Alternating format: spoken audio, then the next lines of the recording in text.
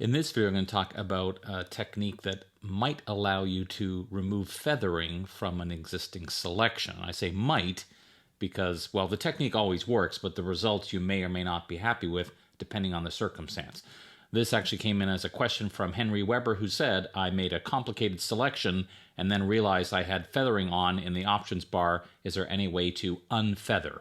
Now, he didn't do this, but I would have put air quotes around unfeather. Unfortunately, there is no command called unfeather, but there is a possible solution, and I hesitate only because it really depends on your selection.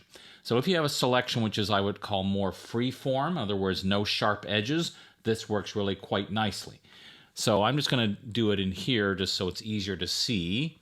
I'm going to make a selection, and we're going to pretend this took a lot longer than that, and I didn't notice the fact that up here in the options bar, the feathering was set to 40. Well, of course, if I put this to 0, all that means is the next time I use the lasso tool, it'll have no feathering. But how do I remove it off of here? Unfortunately, like I said, there's no command called unfeather. If you go to feather, whatever number you type in is just going to add. So if I put in 0, it's going to leave it the same, and unfortunately I can't put in -20. It'd be nice if you could, but that's not possible. So here's the solution, and I'll show you the pros and cons of it. Now I'm just going to show my rulers and pull some guides here so you can see where my original selection was. And then if I tap letter Q, you can see, of course, there is my feather selection, which is influencing the edge. So the solution that you may be able to use is to go to the image menu, to adjustments, and then threshold.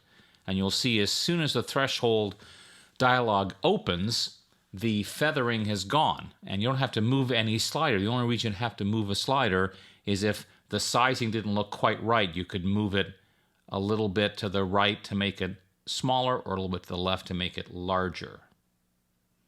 So I think in this case, I'd probably leave it where it was, then click OK, and then if I tap the letter Q to go out of Quick Mask, now I have a nicely unfeathered selection. So, like I said, it appears to work pretty well. The reality is, how often are you going to have a selection that's like a blob shape like that? The more likely is you're going to have edges and corners and things of that nature. So let's explore that a little bit. I'm going to go up here and clear my guides, and let's switch to the polygonal lasso tool. And I'll make my selection, put lots of corners on it. Now in this case, I didn't have the feathering turn on, so let's do it this way to pretend I did. And all of a sudden you've done your selection, all of a sudden you go, oh no, it's got like rounded edges instead of nice corners. So that should be your first clue as to the problem we're going to have, because if I tap on the letter Q and do the same thing, adjustments and then threshold, yes, it removes the feathering, but the corners are rounded, and unfortunately there's no way around that. You can't move the sliders. All it's going to affect is the size.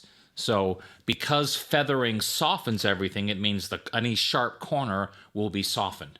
So if you have a selection that needs to have very sharp edges, and you did this thing of having feathering turned on without realizing it, unfortunately your best bet is going to be to start again. Because as you saw here, yes, the feathering gets removed, but the edges get nicely rounded. Now, as an aside, if you ever need to make a cool shape with rounded corners, here's an interesting way to do it.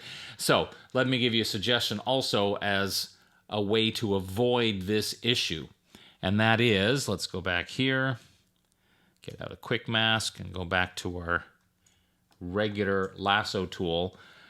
And you'll notice that the feathering is set to 40, because as we know, Photoshop has a long memory, so the fact I put this on 40, it'll stay at 40 forever until I change it. So one suggestion is to put it to 0 and leave it there. In other words, never actually change the feathering here on any selection tool. Always leave it at 0. So what you do is, if you've made a selection and you decide you do need feathering, then leave this at 0, do the selection, and then right-click on Macintosh. If you don't have a mouse that right-clicks, you can control-click, choose Feather, and now we can add the feathering we want to this selection, but it keeps the default always at 0. So that's one way to do it. The other way is a method that I like sometimes if I don't know how much feathering to put on. I tap letter Q to go into Quick Mask, and then I go to the Filter menu and select Gaussian Blur, and then play around with this setting, which is very, very close. It's, if not identical, it's so close you won't notice a difference to feathering, but now it's feathering you can kind of preview on the fly. So this is actually my preferred method. Anytime I need to feather something, I'm not quite sure how much to do it, I typically do it this way. Go into Quick Mask and do a Gaussian blur. Then once you're finished, you tap letter Q again to go out of Quick Mask, and you have your feathered selection without changing the default. So I'm sorry there's not a better solution to unfeather something and keep sharp corners, but unfortunately that's just not possible. But at least this last method of adding feathering after the fact will help you avoid that problem in the future. Don't forget, you can also send in your questions, and I'd be happy to try and answer them in a future tutorial.